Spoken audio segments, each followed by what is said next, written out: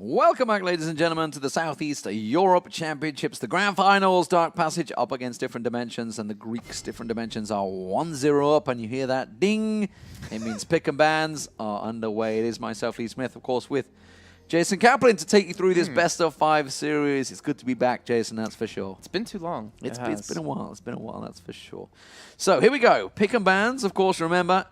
A lot of focus on that Lissandra first pick for Dark Passage last time around. Whoop! Nope. Looks like a little bit of an error there, so we'll come back to us. Like they don't want to start just yet, it seems. It happens. It happens, you know. Jump the gun a little bit. Okay, so a little preemptive. Anon-Psycho said wait. Despite the fact, ironically, it was them that started it. Just saying. Just saying. We'll wait for them to get going in this one. But game one, we were just talking between the break. We were quite surprising how one-sided it actually was for Different Dimensions there. Fantastic gang. So you got to wonder, is that Java now going to be the focus for either Different Dimensions, or are they going to try and take it away from him, or will they just straight up ban it because he made such an impact?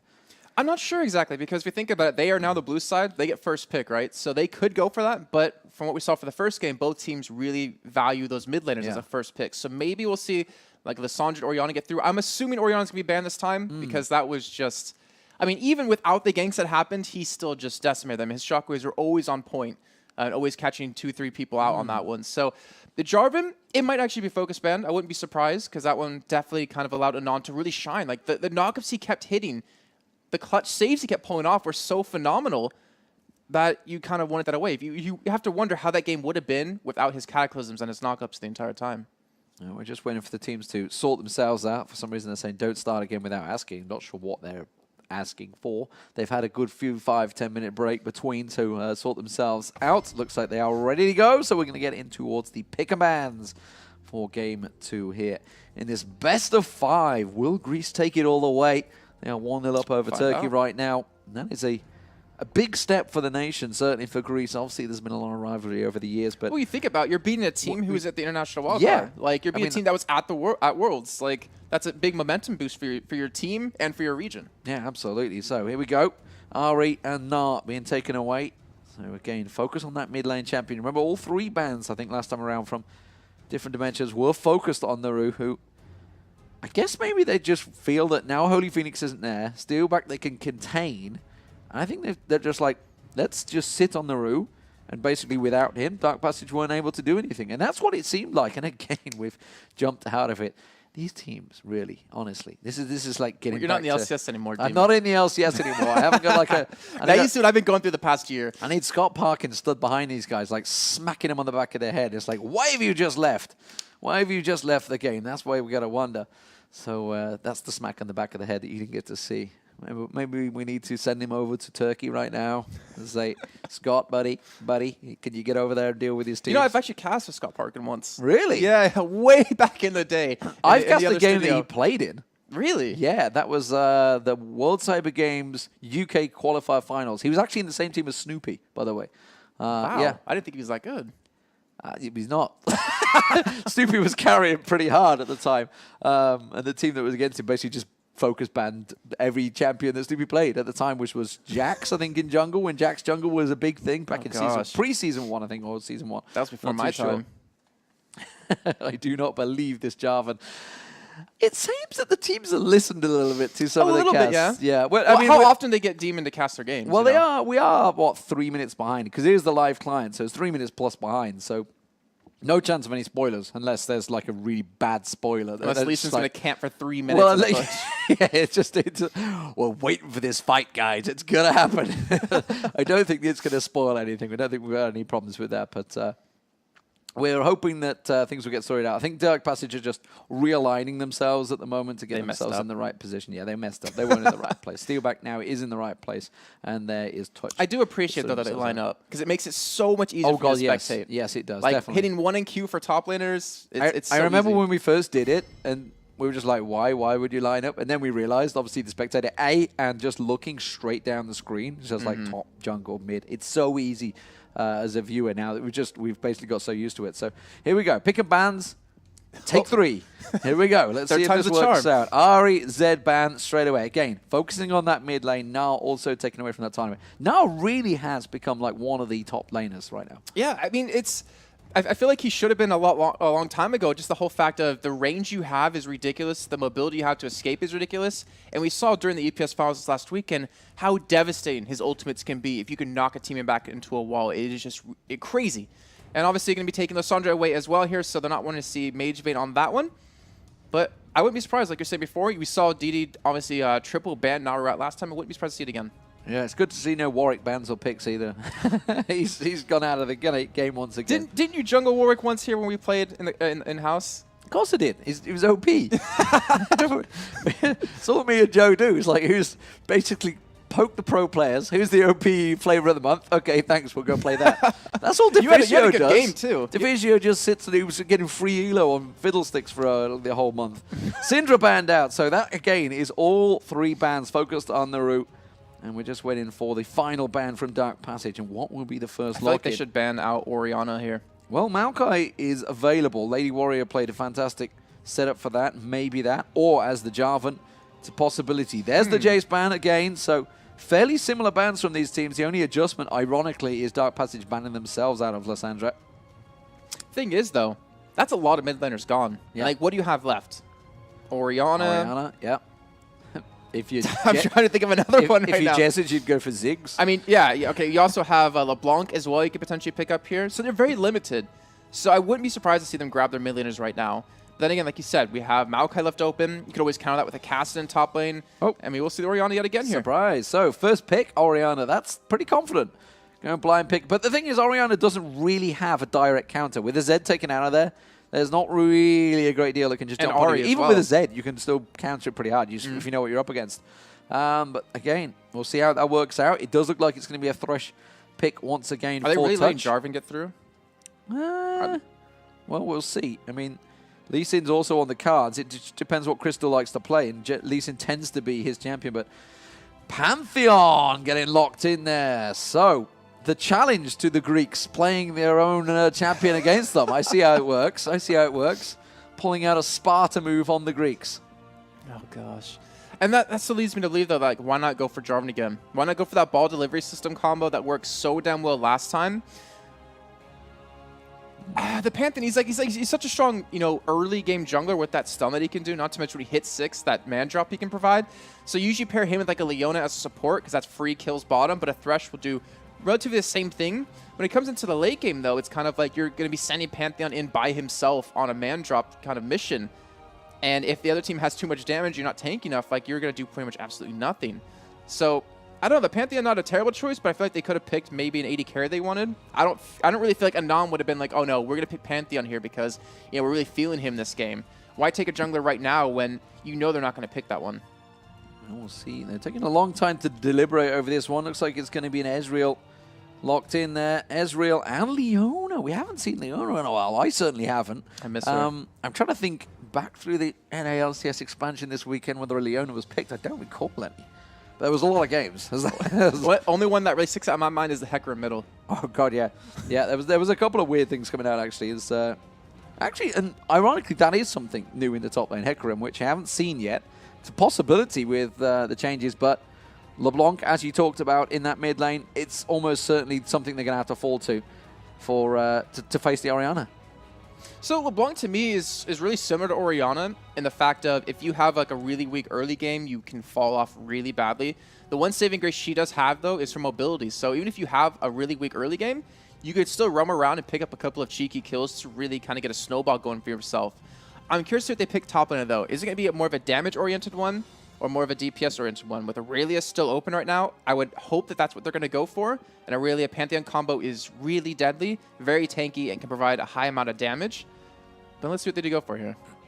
Well, a Jana. No, what? Yeah, what? No. So jungler.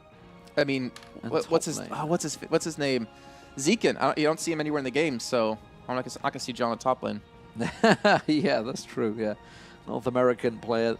Haven't seen him for a long time, actually. Jarvan looks like it's going to be locked in. Or will it be Jax? Jax had a few changes in the 4.21 patch. Is he back? That's the question. Not too sure. Maokai in the top lane did a great job, Lady Warrior, on that last game, so why not? And it looks like it will be the Jarvan. So almost identical team for different dimension. The only change around, of course, is the Leona support. If it ain't broke, why fix it? Kind of thing. I mean, you have a Leona who can facilitate a little bit better when it comes to that wombo combo. So a very deadly lineup here. Malphite most certainly is not going to be locked in here. Kassadin would actually not be bad because of how mobile him and LeBlanc can be. That's like a two-man assassination squad. You can get around Leona, hit the Orianna, hit the Ezreal, and take him down. Only downside is you're dependent on Corki to not have a rough game if he wants to be able to take down that Maokai. Well, challenging for worst splash icon of the game is Malphite currently selected. You could easily mix it up with Maokai. They're just grinning different angles. That's all it is at the moment. Jax, though. I think they heard you talking about Snoopy playing Jax. Well, I mean, Jax's icon hasn't been changed, I don't think, since the start, has it? It's been the same thing. But there it is, Jax in the top lane up against Maokai. We did talk about it has had changes in 4.21, slightly buffed. Is he back? Jax used to be the king of the top lane for a long portion. Certainly the Season 3 World Championships, the Grand Finals was all about Jax Renekton. We'll see if it works out for them up against the Maokai. So with this kind of combo Dark Passage has, you better as hell be able to pick up kills with the Jackson Pantheon combo onto Maokai. Like, if you can't double stun someone and kill him, then you shouldn't be playing this one. So I'm assuming that Lady Warrior's going to have a really tough time here. Maybe go for a 2-for-1 or a 2-for-1 trade. Obviously send your Maokai into a solo lane up against well, most likely Corki and Thresh. It wouldn't be a bad combo because if Jax sit close, Leona can stun him. The only problem is Leona obviously can't harass from range. But we'll see. And obviously, you do have the potential for Lady Warrior to hit level 2 before, obviously, his opponent can by taking the Raptors. So we'll see what's going to happen. I mean, the biggest thing here right now is, certainly for different dimension, is their wombo combo is actually increased. Now with the solar flare coming out of Leona, they were already landing that combo multiple times in the game. It wasn't like, okay, so if they could just land the combo, it may work out. They were doing it non-stop. Jarvan Cataclysm into the Shockwave was all working so well. True Shot Barrage is firing across the top. Half the time they were too late because the target was already dead. But now with the Solar Flare as well, my God, I'm questioning this last bit because, like, why would you jump in there as a Jax when there is a Leona and a Maokai and a Jarvan all basically keeping you away from these two carries? Well, you need a dive buddy, right? Well, yeah. I mean, if Pantheon can dive into turrets, obviously block one of the attacks with his passive, you kind of want someone else to follow that up with. Like, if they can double stun Orianna, you can actually stop her from even using her ultimate. Problem is you have to worry about, obviously, the Leona stunning you up before you can get there, the Maokai from locking you away. But their hope is to just burst down Orianna before she can get the shockwave off. The problem is, if she builds another early zonies like she did last time, you're not going to have that happen. And the only downside, the only weakness of their team is Leona, funny enough, to me, just in terms of the early game. Like, early game, yeah, level 1 stuff, basically in the lane phase is where they're going to struggle. You can be flayed out of your Zenith Blade into the Corki to stun him. Obviously, and Corki can just Valkyrie away. So the 2-for-1 lane, I think, is definitely going to be happening here to shut up the Jax. He's not one of the strongest champions to obviously be in a 1v2 for, but he's also really hard to dive at the same point with that stun. Yeah, you don't dive a Jax on turret. That was like something you found like the first thing from you beta of League of Legends, if you guys have not been around since then, which quite a few of you have joined us. Anyway, if you have just tuned in and you're wondering why is Deman and Jason right now casting Greece versus Turkey, it is actually not just Greece versus Turkey. It's obviously Dark Passage versus different dimension. It is the Southeast Europe Championships, the grand finals actually taking place here. It is a best of 5. And the reason, this whole tournament's come about is basically to help nurture these nations, nations that you don't ordinarily see in the limelight. Of course, Turkey themselves have had, especially in League of Legends, a lot of limelight, I guess you could say. They have some big tournaments. But this isn't just about League of Legends. There's been a StarCraft tournament. There's a bunch of tournaments. It's a multi-game tournament going on. Yeah. So you guys that are maybe watching from those regions, this will be, of course, starting again. It's going to be, I don't know, sometime next year. But keep your eyes on the tournament. It is all about basically bringing up teams that you wouldn't ordinarily see. Of course, when you talk about whatever sports, certainly in Europe, it's always, we'll talk about this German team or this Swedish team because they're generally the kings of eSports, certainly in and around Europe. But obviously, we're trying to bring up these teams. And the fact that we are seeing Turkish teams coming out there quite regularly shows that there is quite a lot of passion for this. The fact that there's 3 to 4 thousand people watching right now. Yeah, 3 to 4 teams with gaming hours. You remember Riot held their opening in Greece, and there was thousands upon thousands turning up in Athens because there's a lot of gamers out there that really want to play, really want to compete in these tournaments. The fact that Riot Turkey were running the big Turkish finals, and they were filling 10,000 plus stadiums, shows there's a lot of you guys out there that really want to compete. So that's why, of course, we've brought this tournament around. It's been running for a good few weeks now, and it's really seemingly working well. Of course, these teams have had to play probably like 20, 30 games to get here. So this is a big practice for them. It is absolutely a lot of practice. And whilst right now, Greece is actually showing that they are a force to be reckoned with. So we could maybe see them in the future, certainly in the international wildcard tournaments in League of Legends terms. And of course, you've got to look towards the StarCraft guys, whether they can ever compete. That's a whole different ballgame because you've got to compete with Koreans straight away, which is a tricky thing in itself. But that's tricky in League of Legends as well. But yeah, really is good to see these tournaments, trying to nurture these scenes. We had over, 200 teams actually participate in this. And the fact that, this isn't a one-time thing here at ESL. We're going to be doing this, obviously, for the next year. I think the next season might start up in January, February kind of time. So if you have any friends out there, any interest in actually playing competitively, you can start these tournaments obviously every week and get yourself in there, get some experience under your belt, and who knows, maybe one day you could actually be playing at the World Championships. Yeah, and if you're familiar with obviously the ESL tournaments, you got to think of it like in terms of, say, I guess the EPS. Obviously, there's EPS Germany, UK, Sweden, etc. Scandinavia, actually EPS Scandinavia, various tournaments. That's what this is. This is Southeast Europe, so we're starting to bring out that scene and develop it. So we're getting into the game, ladies and gentlemen. It's about to get underway. Game 2 of this best of 5 series. It is different dimensions starting out this time as the blue team up against Dark Passage on the red team. They are about to spawn in, honestly, but we have a pause. You think they're going to. It's just like drawing us in, keeping us going, and then we have someone that's disconnecting. Awesome. It happens. It happens. Just gives more time to talk. It happens more often when I'm casting. That's what I've come to notice over the years. I look at this as now as I get to spend more time with you, Deman. Well, that's exactly what it is. After our Christmas party last night, I love spending a lot of time with you because I haven't spent enough right now. Some quality time, I believe, is stuff, yeah. is what you'd refer to it. But see, they've already reconnected. Like, that's how quick it's just going to happen. But yeah, I mean, this is going to be, I'm hoping more of a closer game. Like, it was great to see that Different Dimensions could build up that big of a lead and then finish the game. Like, obviously, a lot of teams have a very tough time of closing out a game, even with the new patches coming out. Obviously, this is on live. This is on 421. Fortunately, 420 is now gone for us. Didn't really get enough of that one. But to see these, new and upcoming teams, Different Dimensions, you talk about them up against Dark Passage, and immediately we'll say Dark Passage will win just because of the name recognition, because of the previous results they've had. But to show that Greece can really pull out some big games here, and we could potentially see a couple new teams come up for the international wildcard tournament. If Different Dimensions were to take this victory, it would be certainly a big boost for the Greek scene. That's absolutely for sure. If they can take down not only just the tournament, but a Turkish team on the way in the form of Dark Passage, who are probably the most known Turkish team. Certainly the team, obviously, they have been at Gamescom in the international wildcard for the last 2 years running. They won it this year as well. So they got through to that World Championships with 3 of the players currently playing. So we'll see how it works out. But still, Different Dimensions started off fantastically well. You can see we're staring at a grey screen. It's not because we've died. It's because there is a pause. I mean, if we were playing League of Legends, we probably would be dead. Well, yeah, I would be. That's for damn sure. Where's my team? Why don't you guys go in? Yeah, oh my God. You win in 1v5 when you're level 1 and they're level 10. I don't know what you're doing. It's like if if you'd only backed me up, we'd have won that fight.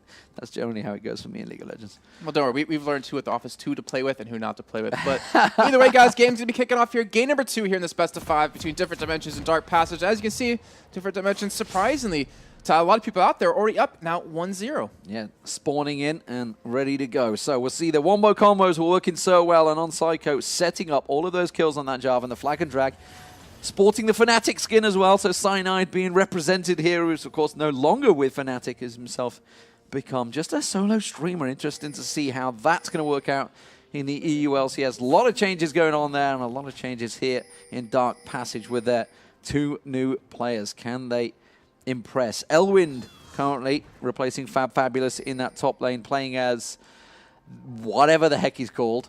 Yeteniz Kukuk. Oh, come on. Kosuk? I don't know how you pronounce it. I mean, really, does anyone? Unless you're Turkish. I'm sure people always ask if I'm Turkish because my last name's Kaplan. Because apparently it means lion in Turkish. Lion? Mm-hmm. Well, I mean, you couldn't be further from Turkish, I guess, really. As a Jewish person, that's like complete opposite to what you'd be in Turkish. But anyway, Naru on LeBlanc. This is something that could turn things around. He's got a bursty high pressure champion now with Crystal could be diving in. And Magebane, we'll see how it works out for him. Remember, Naru, his flash was burned early on Lissandra, which is what caused the problems in the first place. And now, of course, he has that dissonance to just warp himself away there. As the little saplings, or I don't know what you call them these days. I know. Did they model that after me? Look how big those things are. Right, please. Oh, my God. They just watched a VOD of you and said, that's a great idea. Let's build a giant. Well, Skyen made a Jason Kaplan fiddlestick skin. So that was always a good one. Either way, we're going to see Lady Warrior actually try to go for the Raptor camp. We're going to actually see Crystal come in and kind of stop this one. He does have a smite. Obviously, he could take it away, but he wants to stop Lady Warrior from hitting that early level 2. That's a tricky problem right there. Smites it away. Shoving as quick as he possibly can to force Lady to miss out on quite a bit here. A really interesting change. A really smart adaptation from game 1 as well. Wow, so good play. Yeah, as you said, they're coming into lane at level 2 earlier on. That's going to be into the tower. I'm not too sure if he's done enough to miss it. No, good play from Lady Warrior. Will miss one. Will he miss any more? Gets the second. Oh, missed another. And missed another. So it worked out. It's worked out well. But he obviously still got the experience. Yeah. Didn't get the gold. That's the important part here. So he's not going to be level 2, but it's going to be as deadly for him. You can see Naru, though, maybe getting ganked in the mid lane as he's being very aggressive here. Anon coming in yet again to help out Mage. Let's see if he can connect this. Oh, the flash, the ignite. It's going to be enough. Oh, You can see. The juke was there, but the ignite told the story which one they needed to go for. Almost got sold the dummy there. But again, First Blood comes in. It's a non-psycho once again. And Anon, I mean, this is what we've seen a lot more recently in the 420 plus 421 patch, is junglers ganking at level 2, taking a red buff, ganking immediately, because you think about how Season 3 worked. In the beginning, that was unheard of. Like, you never did that, and people started doing it, catches you off guard, and really gives a snowball to a lane. Then it disappeared, but now it's coming back, and I love to see that because it forces laners to be a lot more passive in the beginning.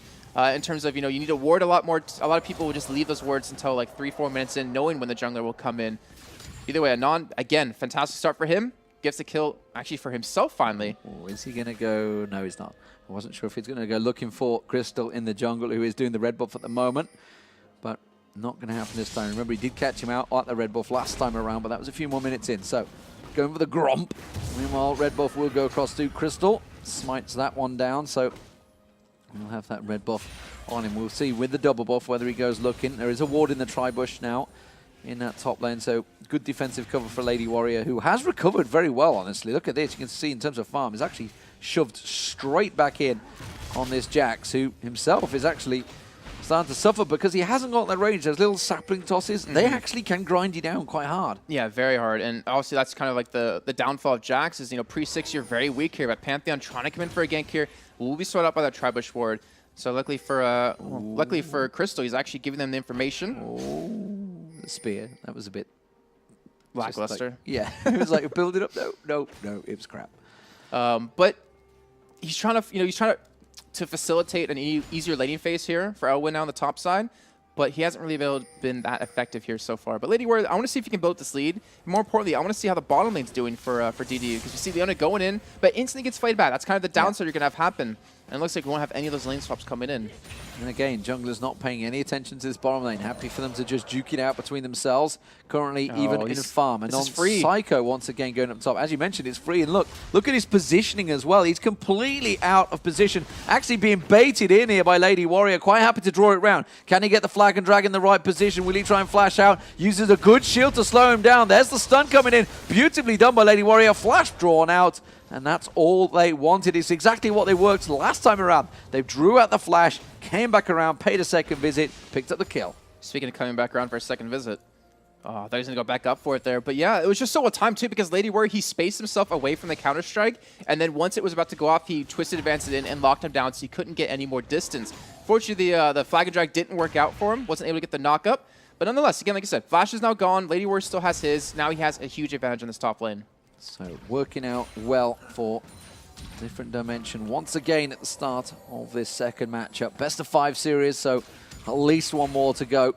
Could be many more in this series. We saw a couple of 2-0s come back to 3-2s over in the North American LCS expansion tournament. Of course, congratulations to Coast and Curse Academy making it through to the LCS over there. Some big turnarounds. Fusion completely caught off, and bless them, on the backside of 2-2-0 leads and losing it. But here comes Crystal M this time. He's going to try and pay a visit on Lady Warrior, who has got flash available and may actually just go full on aggression here. Oh, good counter-strike. Wasn't quite in tower range, though. This is going to be a tricky dive in. They're going to try and jump on towards him. He has got flash still available. There it is. Can Crystal chase? No. Lady Warrior gets away. And actually, a pretty even trade because he almost took down Jax in the process. Yeah, he almost did. The minions were just hammering away at him, and get a little bit more mana, that would have been a guaranteed kill. But unfortunately, he didn't have it. But then again, he stays alive. He comes back, actually top lane with his teleport, looking for Jax there. And if he had his flash up, he probably could have actually went for the kill. And some good counterplay as well down that bottom. And on Psycho came in, stole away the walls, now taking away the Gromp as well. Will he pay a visit on the bottom lane now?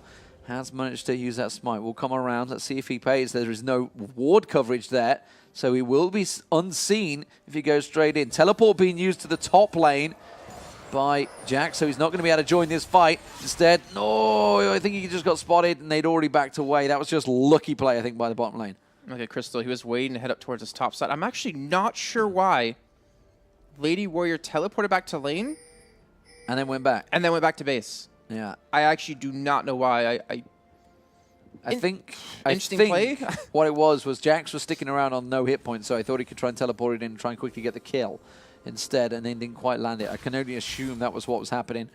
Magebane is the focus, though, here. Crystal M not hit level 6 yet, still only 4, so he can't just jump and pounce in there. But he can flash stun because Magebane uses flash earlier in a 1v1 versus Naru, where obviously there was no kills coming in. And let's see what happens. Oh, and he even stepped towards him, but look at this, a non-psycho there. They saw Pantheon waiting right just off of the side. Yeah, oh, he's going to flag and drag straight onto him. He's pursuing straight into the jungle. Jax is coming down the river right now, so they may cut him off. They've got to be careful he doesn't get caught out of position.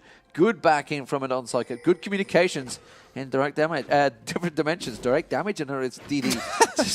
just completely throwing myself off. Double downs. Yeah. But that pink ward paying dividends right there. Spotted obviously Pantheon come in. They were prepared for the counter gank as well. Eventually will lose it, but they forced the flash out of Pantheon. So now obviously Magebane has a lot of pressure taken off of him when it comes down to maybe getting ganked here. But Anon should be level 6 soon. Off his red buff, he will get it.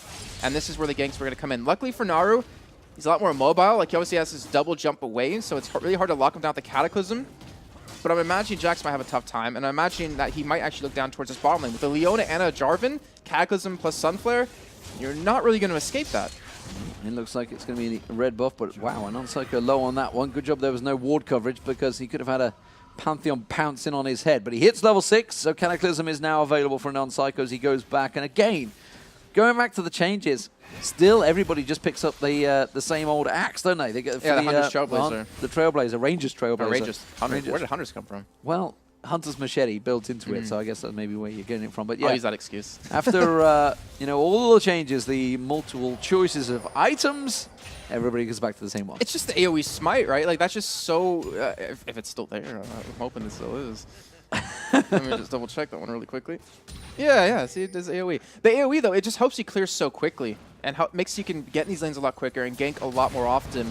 And unfortunately, with Warwick being nerfed, I don't really imagine any of the other ones being used anytime soon.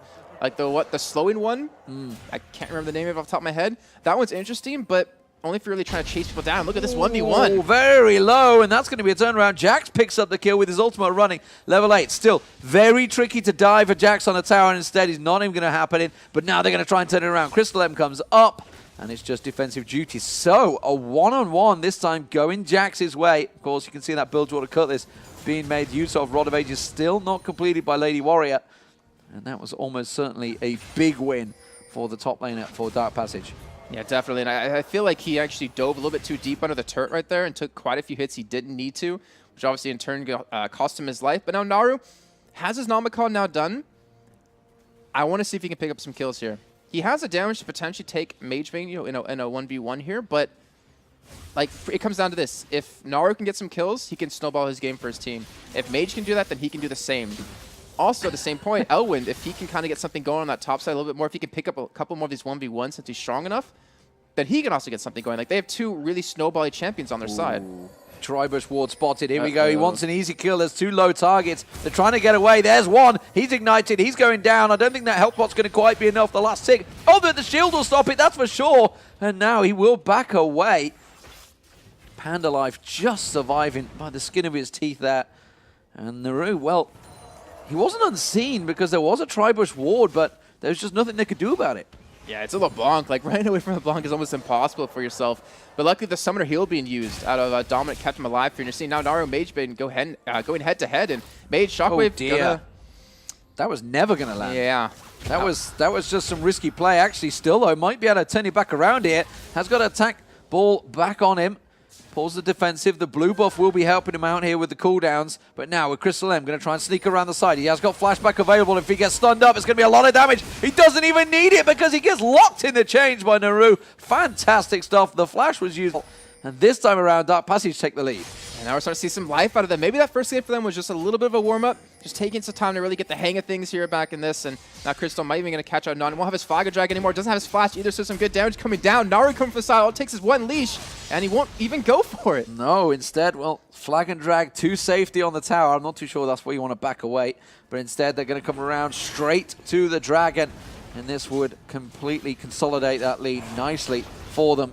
We do have Panda Life just lingering around the side. Ezreal is there. They're going to get the ward coverage down, but I don't think they're going to go for any sort of interrupt. It's going to be a true shot barrage, attempt at stealing. They have the vision taken away from them, so it's now guesswork. That's very close, but not quite close enough. And it's Dark Passage to get themselves their first Dragon. Meantime, top lane again, you're seeing Elwin trying to get some sort of control in this lane. With that Blade of the Ruined King done, he should be able to 1v1 Lady Warrior, since that Rod of Ages coming in a little bit late here, but he's trying to harass as much as possible.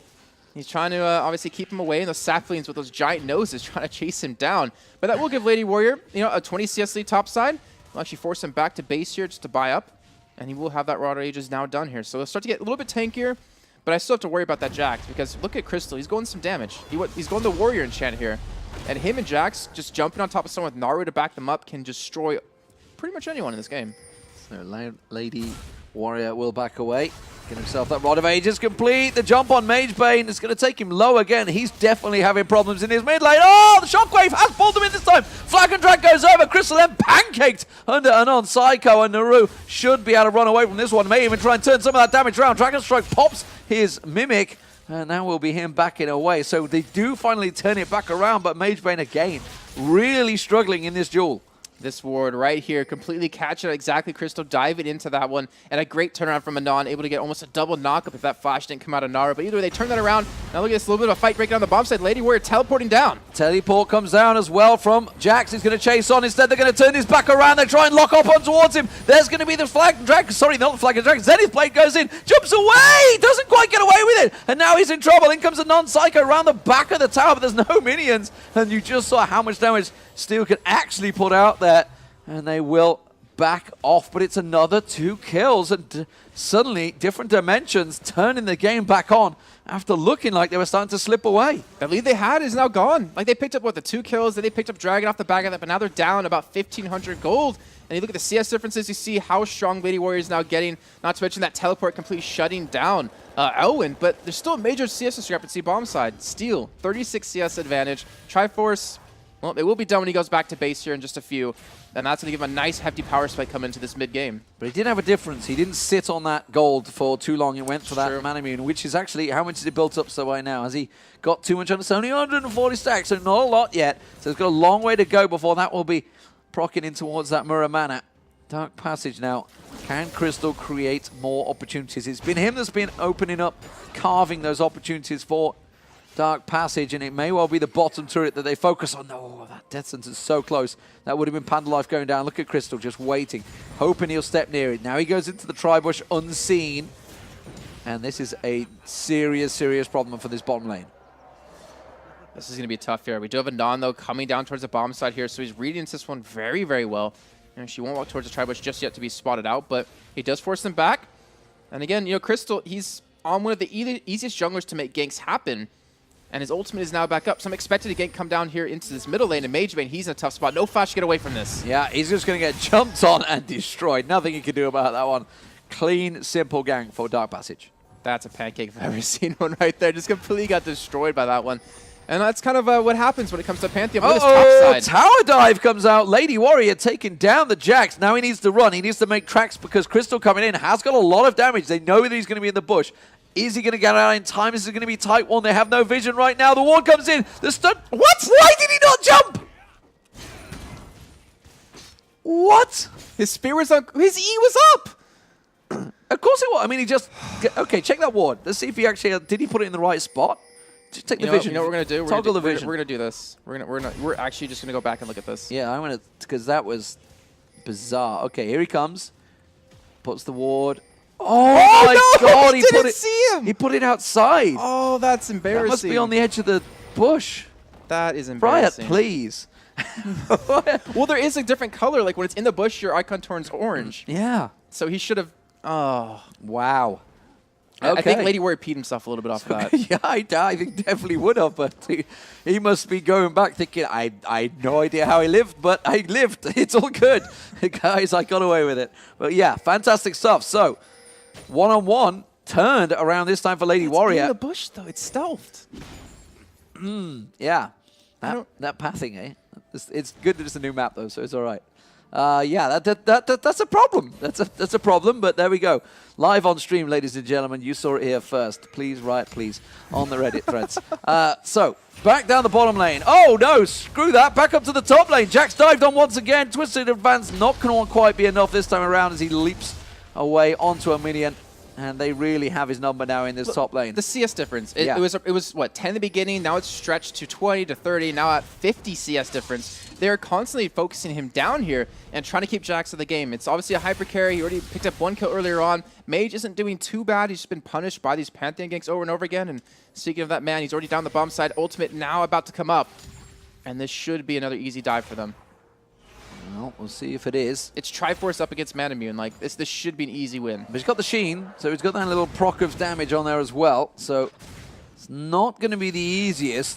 We'll see whether it works out. Of course, jumping onto Leona on a tower is less than ideal, but when he gets flayed in like that, surely... Oh, Leona got Drew in. True Shot Barrage rattles across. Is it going to be enough? Teleport not available, so he's going to get no support from Lady Warrior. And that was a clean setup. Panda Life going down, but now we need to see... Dominant making tracks. Andy Psycho's going to run across. Is it going to be enough? Cataclysm Tries to cut on towards him. Cataclysm is down. He used it in the top lane. Exhaust comes in. Oh, this could be cleanup duty for Naru. Gets himself one. Chains don't quite land. And he just backs away, taking what they needed. The middle tower is getting pressured, though. So they've backed away and gifted themselves 2 kills. Are they going to lose the mid turret? Well, they might lose it, but I'm surprised they've actually gone for Dragon right now. They're going to actually clean it up, taking down the bottom turret. So they leave things up a little bit here, but they have the opportunity to easily go for Dragon now. They could potentially go for Orion if they can catch her out just simply. And Jax about to go down again, 1v1. Is he? He's going to leap strike away. He could cut him off. Twisted advance going to be available. I don't think he's quite got the length. Sapling should toss on towards him. Boom! The shield, though. Is it enough? The big nose Sapling, not enough to take him down. The shield working wonders from that new inner turret buff. Big nose Sapling. He's going to spot out another man here with that sniffing sense he's got going on. But Panther will run away instead. But still, they take down Magebane, so they pick up another kill. It's 6-5 now in favor here of DP. And you can see they're still down 1,300 gold, though. They had the opportunity to go for Dragon, and yet they didn't do it. I've got it. It's the Kaplan Sapling. Kaplan Sapling. Oh, there we go. The Kaplan Sapling coming in on towards them. Nice we'll rhyme see to it. how it works out. So, Dragon is available. As you mentioned, they could have gone for it. This could have been a second Dragon for Dark Passage. They were in the perfect opportunity, but now you can see actually different dimensions are the ones setting up for it. They want to take down that turtle first. You can see Pinkwood in there as well. They want to get that vision, take it away from Dark Passage. But Dark Passage are reacting already. They're already making their way down here. That Pinkwood was enough of a warning. They've already got 4 members in and around the area. Lady Warrior nearby, throwing out the Kaplan saplings, trying to get some poke on towards them. Whoa! That was big. Sorry, the Scuttlecrack goes down to Lady Warrior with the Twisted Advance, so they maintain this control, and this acts as a pivot point for them. They can run off of this and go for a very easy engage on the back of a Maokai. That's a huge win for them.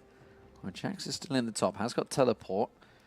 He's going to stick around and farm as much as possible. Oh, some poke coming out from Naru on towards Magebane, who has yet to get going this time around on that Orianna. You can see he's a little bit delayed, hasn't got the Zhonya's just yet, 20 minutes in. Of course, went for the Athenes, but Deathfire Grasp has been completed by Naru, so he is close to one-shotting the lights of Ezreal, or Dominant, whichever you'd prefer to refer to him as. But this is going to be the first Dragon buff started off for different dimensions, and it looks like it's going to be possibly a trade for the turret. Yeah, looks like Dark Passage is going to play this one safe.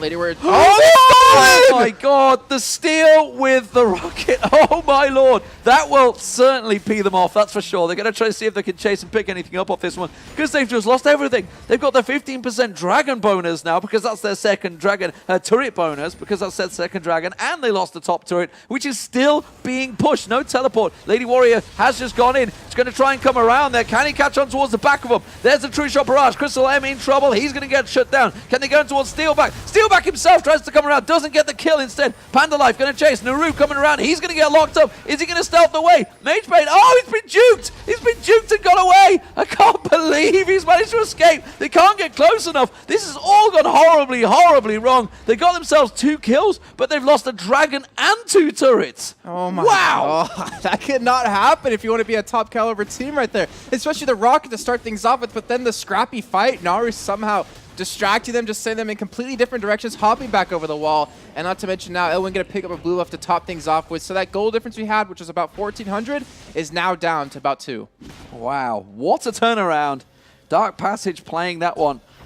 A little luckily to start with the rockets still. I mean, that should never happen. The thing is, like, okay, so St. Vicious, please, like, to begin with. Like, it's not even like you're in a 50-50 duke with another jungler because the other jungler wasn't there. He just smited too early. He did. He definitely did. And the biggest downfall of all that, besides Penalife now going to be going down here, is that Elwin had such a huge CS lead. Or sorry, no, he was behind by such a huge margin. He's now caught up, and with those dragons, it helps equal things out a little bit. Oh, the stun's not enough. And on Psycho, I think he kind of baited him to stick around a little longer. It's like, I'm here. I'm here. You, bro. Gotcha. I'm gonna flag and drag through. Nah, I know what. Actually, you're dead already, so I won't follow tripped. that. Yeah, tripped along the way. But now, wow, Dark Passage, they want to start pushing towers. They've got that 15% bonus. Let's get on the turrets with a Jax in there as well. God. If they can bully them off the tower enough, which simply there's not much defense here from different dimensions. If they can just push them away, they will take them towers down very quickly. You just saw Jax take down 2 turrets himself in the top lane. He's already got that Blade of the Rune King, now building up towards that Triforce. Once that's complete, he's got so much damage on him. Yeah, he does. That's going to be a problem for them. Like, this is, you were talking about earlier on about using the Hand of Baron buff and a split push. Jax with a Blade of the Rune King and a Triforce is going to be unstoppable. Like, no one will be able to 1v1 him at that point. And with those cannon minions attacking the turrets from out of their range, someone has to go in past him to take those down. So it's to be a really big nuisance if we could see DP take a Baron. And that was the thing, like, different dimensions had that 40+ CS gap, which they do still. But the advantage they had of him, was much bigger. But they've left him farm 2, 3, 4 waves, take down 2, 3 turrets. It's just building himself up a giant. And that's one thing you always learn, no matter what level of League of Legends you're at. You do not let Jax free farm. You just don't let him go off on his own. You need to control him. And again, here you go. Dark Passage using their force, bullying them out, taking down that mid turret. They're now 4-2 up in turrets and looking in a great position. They're going to move down. Uh-oh. Face check almost coming out. Doesn't happen. Naru will get spotted out by that ward.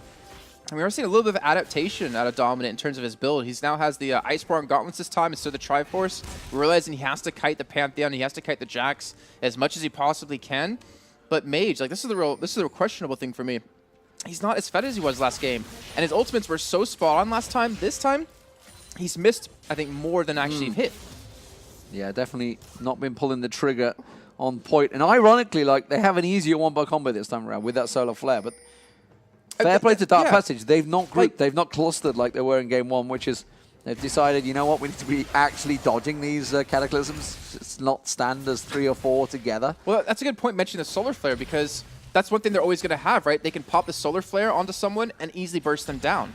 Different build as well coming out of Dominant this time around. Gone for the Gauntlets instead of that Triforce as the second item. So adjusting to actually what you suggested.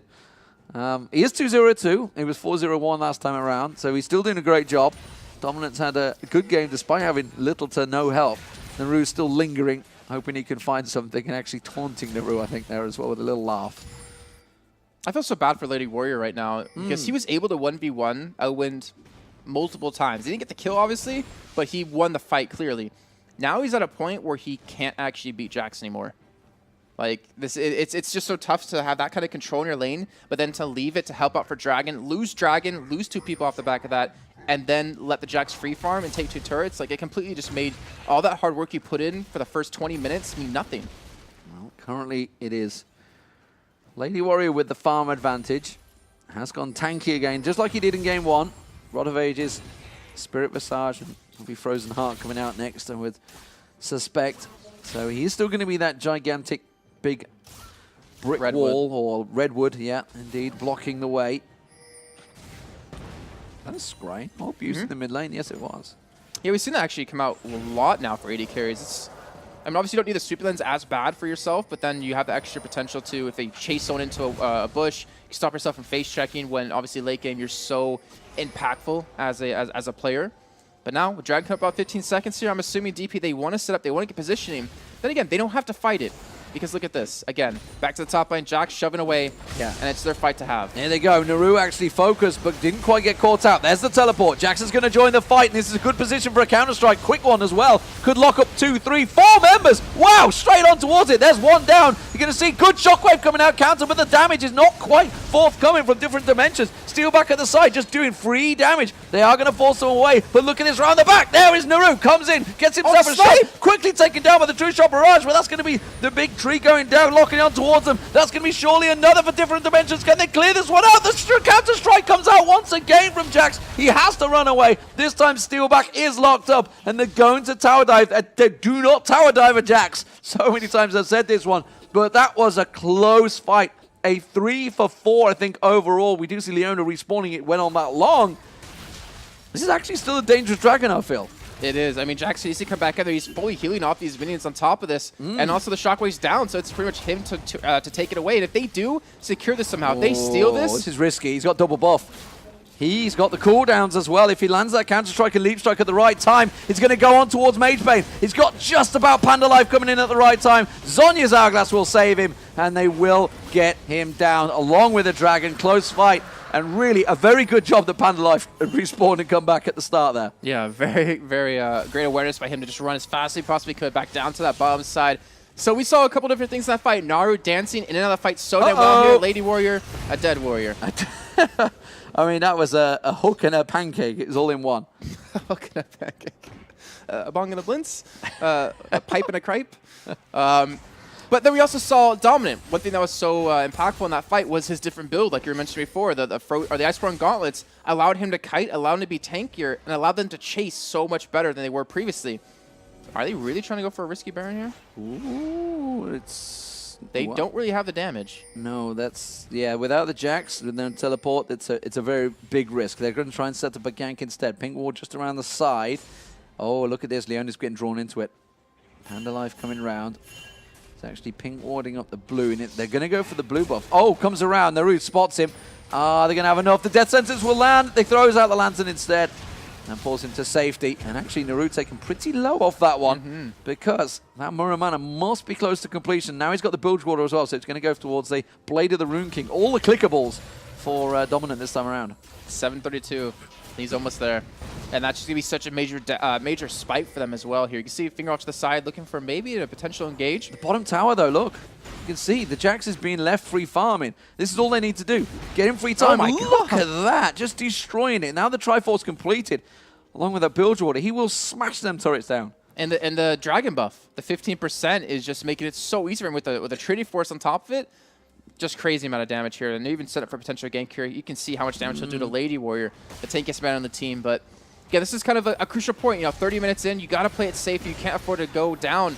Oh, there's the hook. Cookie's joined it as well. Is he tanky enough? That Frozen Heart, it just can't keep him alive throughout this much damage, this much sustainability. Leap strike once again, and Jax pounces and gets himself another kill. Owen must be so satisfied this time after the last match. Oh, yeah, it has to be for him. And not to mention Naru now, who's at 5-2. He's had such a rough time in that first game. He's really shined in this game. But now off the back of that kill, like what are they trying to accomplish? And so, you know, maybe a little bit of contemplation within the team, not really pushing the bottom lane. You have Pantheon shoving top lane. You have obviously LeBlanc going back middle to get some farm. I think they're waiting for like a certain item or two before they do kick things back off. And I mean, Jax, he's only going to get more powerful as he builds up these tanky items. Well, Muramana has just been completed by Dominant. Triforce, of course, was picked up by Corki though, so Corki's nothing to be sniffed at, that's for sure. Last Whisper will come in shortly, and that's going to only help to shred Lady Warrior a little more. Mage Bane miles ahead previously. Hasn't gone for that death cap as the third item because he just simply hasn't got as fed.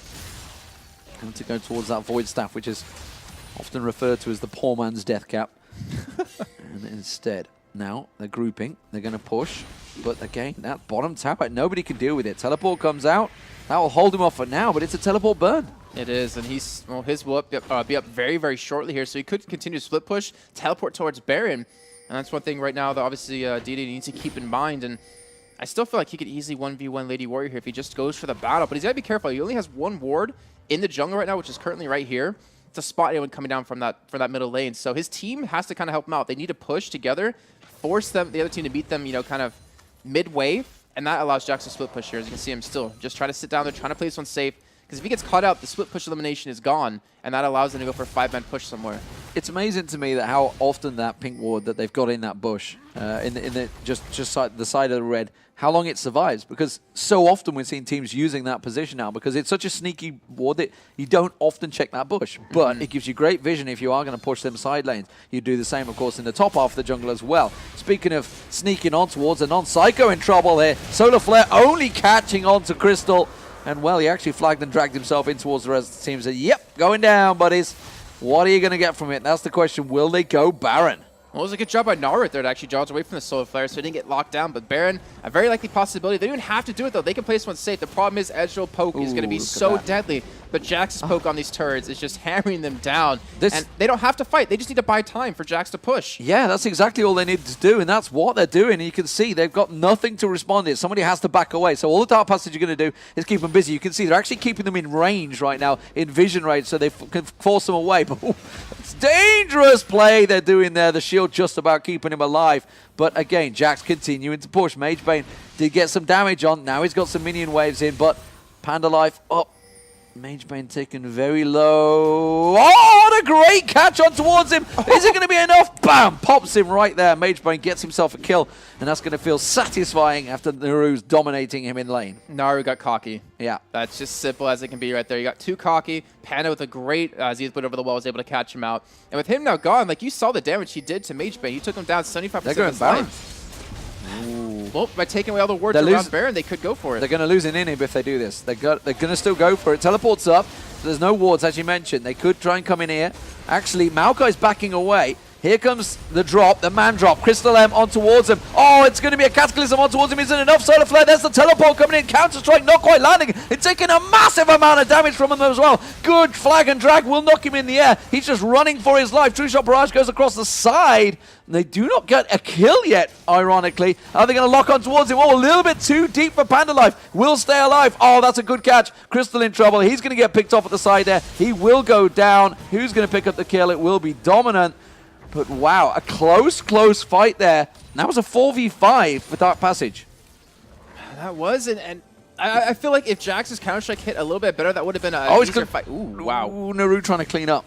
He's got big ovaries to do that. I mean, just one stun and you're gone. One twisted advance and you're dead. And now, Hook gonna come in on Lady Warrior.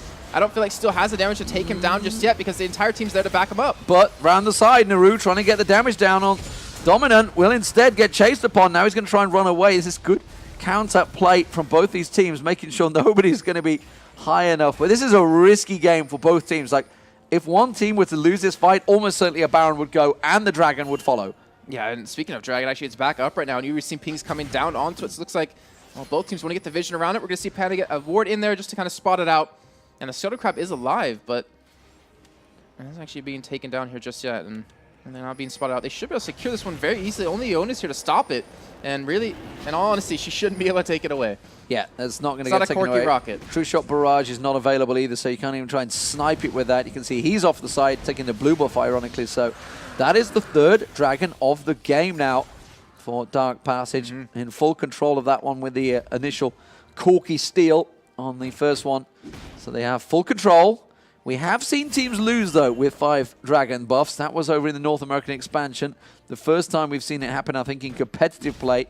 May have happened in OGN as well, I believe, as well. I'm pretty sure there's been a game over there where it's got to be embarrassing to be the first team to lose with a 5 Dragon stack. Yeah, it's not something you want to be known for, really, is it? Very true. But, I mean, right now, it's obviously not over for either way. I mean, considering how this game started, Dark Passage had a giant lead. Oh, now Crystal's got getting caught out. He's should be dead. Yeah, he should be dead. Oh, they're going to use the shockwave for it. It's a pretty quick cooldown. It's a kill, and it's the jungler down, which does open up a Baron opportunity. But again, look at the bottom lane. There's the Jax once again. Elwin doing a fantastic job, and he's taking that tower down. That's gone. There's no one going to react to this in time. Well, you can see the team trying to respond by trying to go for Baron here. He's going to take. Doesn't matter. Yeah, it's gone. Boom. Teleport. Oh, he just about made it in there, but and he can win this 1v1. Yeah, there's no tower to support him. He's going to go straight in for it. Hasn't used the Blade of the Rune King just yet. There it is. Pops it down to try and help his escape. But the Baron getting started off. Teleport not available for either top laner now. So it's a 4v3 right now. Dark Passage of the ones. But oh, that's going to be the support. Going to get caught out. Touch will go down, a.k.a. Finger. Look at this Jax. No cares given, taking down the inhib, despite the fact Lady Warrior is doing what he can to interrupt him. There it goes, leap strikes onto his own minion. Thank you very much, and goodbye. And that pressure alone, with him being able to 1v1 Lady Warrior, at least stay alive long enough. Ooh, Snipe going to try to come in, but he's going to miss, unfortunately. But you saw the team. We saw, different dimensions. They tried to go for Baron. They couldn't do it. The poke from Nara, the poke from Steel was just too much to allow them to take it. So they stopped them from doing Baron. They pick up a free inhibitor turret and an inhibitor. That's what's going to happen when you have someone split pushing against you and you don't have someone who can deal with them. Yeah, nobody at the moment. I don't think anyone wants to get near that Jax. Now he's got the Banshee's Veil as well, along with the Warden's Mail. He's becoming a tanky menace on every side.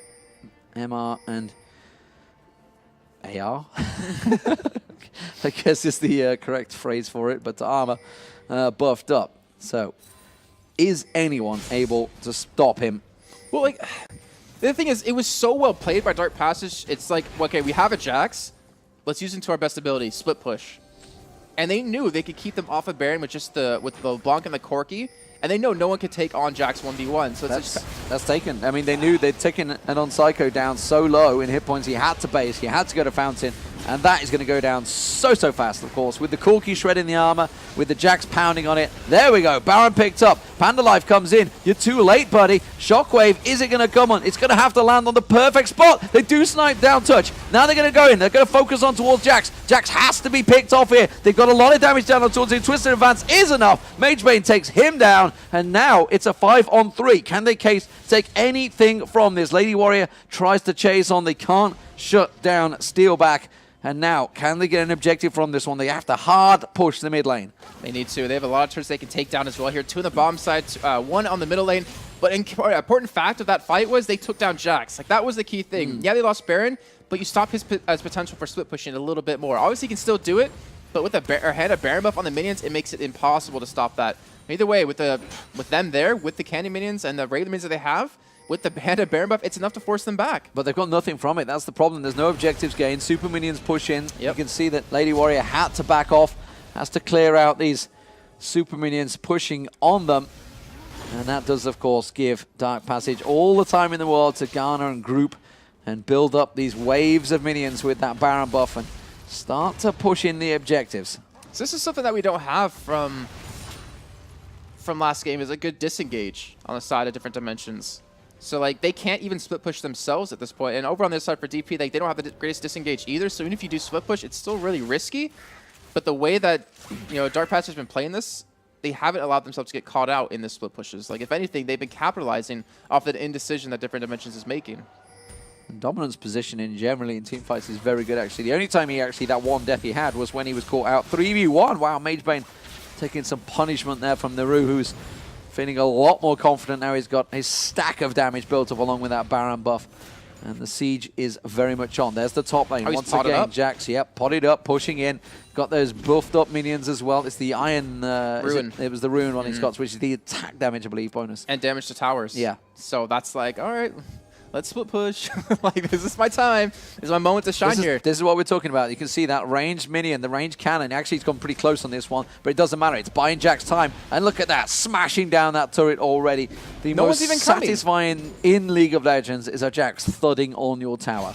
See, this is what I don't agree with, though, with Pantheon actually pushing bottom side here while the rest of his team pushes middle. He's going to get chased down here, and he shouldn't be able to escape it. He's trying to buff up the super minions, and that's what he's doing. Well, of course, Naru tries to make a pick there. Look at these super minions. He's having to be kited out. That's an Ezreal with just about everything you could hope for in terms of AD trying to stack on towards him. Death Sentence a mile wide, and those minions will get cleared out. Zenith Blade not going to lock onto Naru, just distort away from it. And actually, nothing gained so far from this Baron buff. Oh, well, they try and get him off. Naru tries to juke himself. Doesn't get picked off in time, though.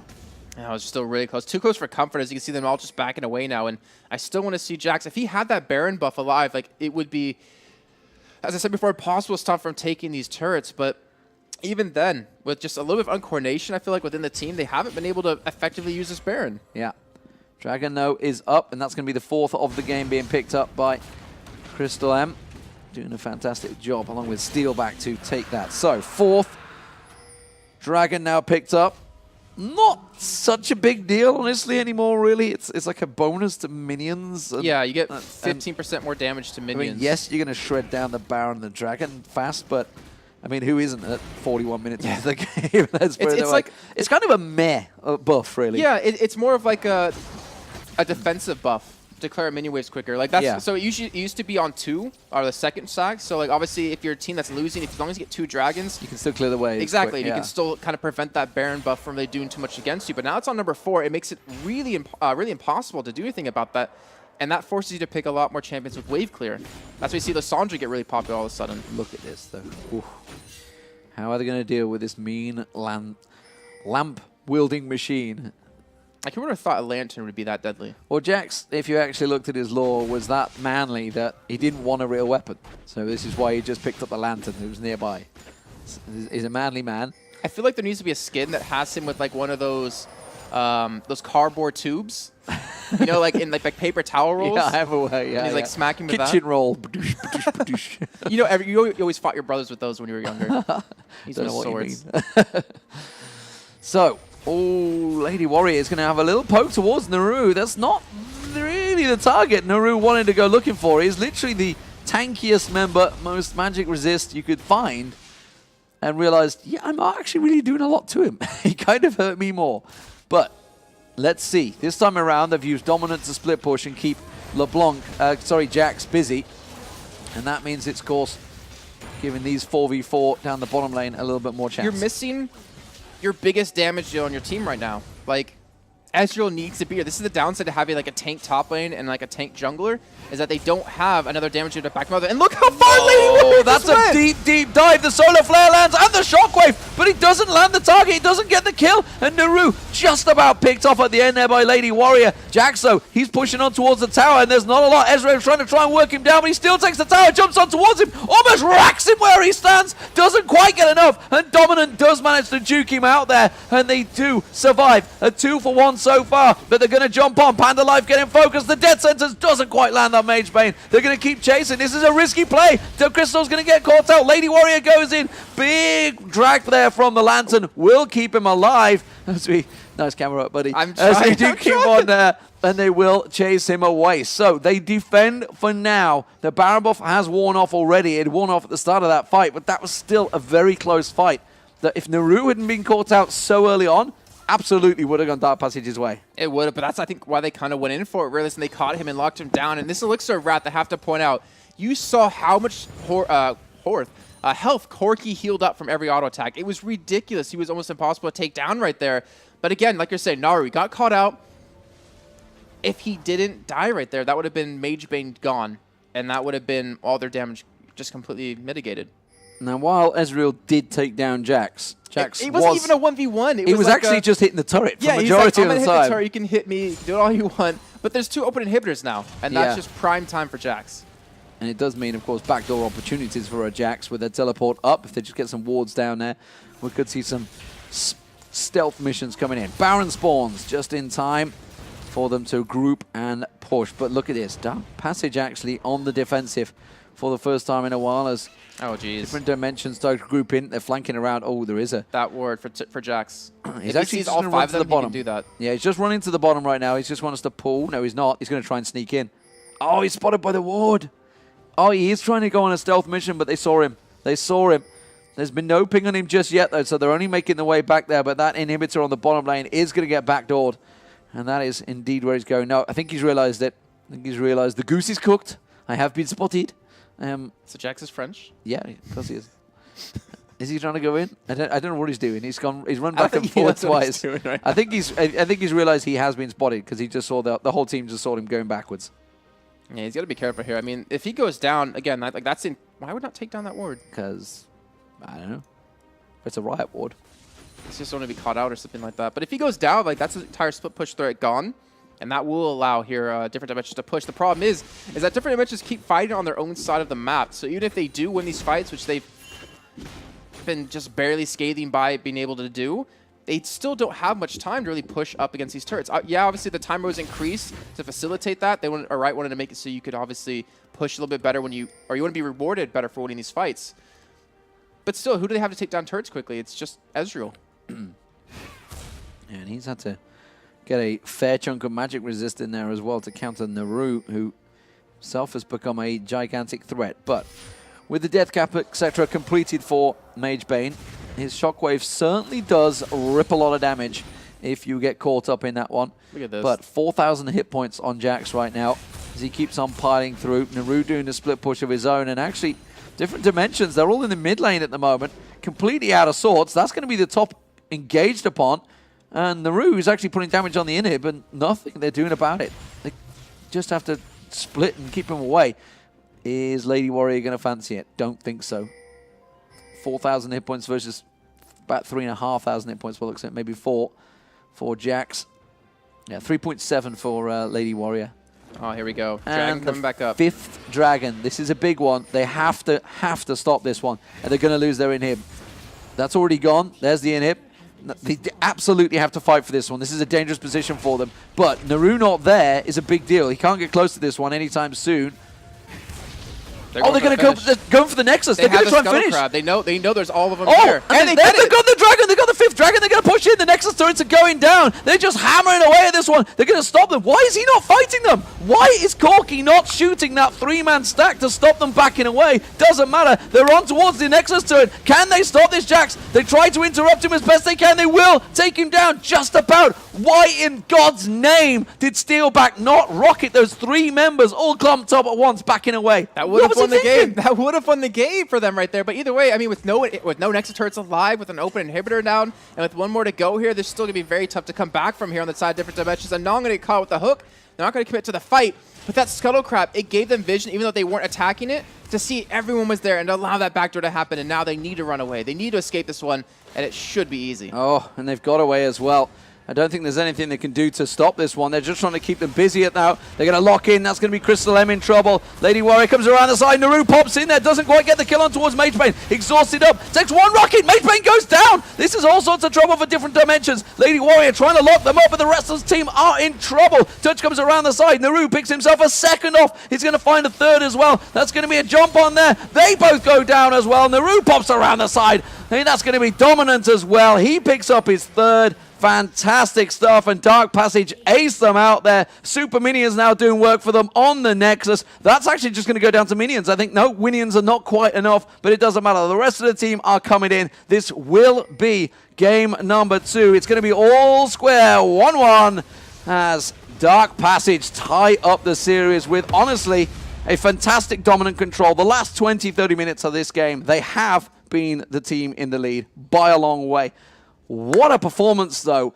You know, you've got to look towards the top laner. Fantastic stuff from Elwin, especially after game 1. He's got to be happy with that performance. And Naru, you know, turned it around. He was smashed in game 1.